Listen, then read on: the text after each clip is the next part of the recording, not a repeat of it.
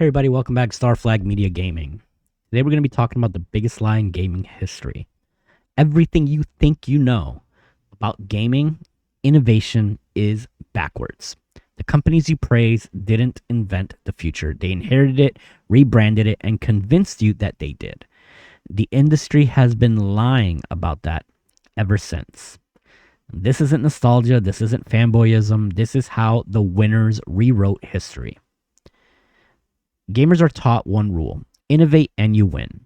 But gaming doesn't reward innovation, it rewards presentation.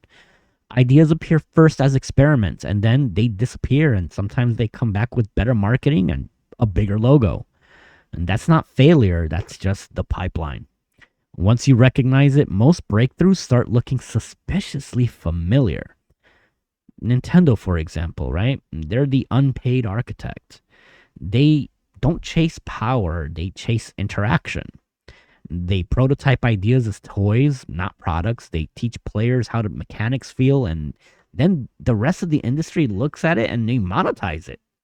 Movement with analog controls, camera controls, portable gaming, motion input, hybrid consoles.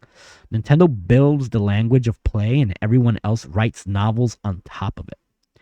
They're not struggling, they're just uncredited. The internet mistakes silence for irrelevance. People look at Sony as the real geniuses, right? But Sony by no means invented gaming, but they did win 3 out of the 5 generations they put out consoles by owning the vibe. They took existing ideas and framed them as premium, mature, and inevitable. Same mechanics, different story. They didn't sell hardware, they sold identity.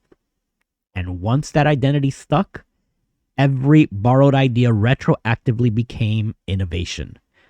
That's not theft, that's just narrative dominance. Microsoft, right? They industrialized imitation. They also didn't chase creativity, they chased systems. Online play, accounts, subscriptions, digital libraries, none of that was new. But Microsoft scaled it, standardized it, and made it unavoidable. Xbox didn't ask, is this original? They asked, can this run forever? And in the modern market, that question actually might matter more. So, why does sometimes the wrong company get the credit? The uncomfortable truth is that being first is risky. Being loud, though, that's profitable. The companies that test ideas, they eat the risk. The companies that arrive later on, they collect the praise. So history rewards polish, not prototypes. Confidence, not curiosity. And entire legacies get rewritten because of it.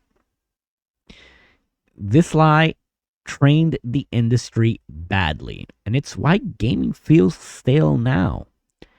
It caught companies off guard. It taught them that safe ideas win, spectacle matters, and that risk gets punished. So innovation slowed down, not because creativity died, but because credit flows to whoever tells the best story after. The pipeline still exists, it's just buried. Gaming didn't evolve through bold leaps, it evolved through borrowed ideas, repackaged confidence, and rewritten timelines. And once you see that, the console wars, they stop looking like battles of innovation and they start looking more like battles of myth making. And that's the biggest lie in gaming history. Let me know what you guys think in the comments. Like, share, subscribe. We're trying to get to 5,000 subscribers by the end of 2026. And thank you guys for joining me here at Star Flag Media Gaming. And we will catch you guys in the next video.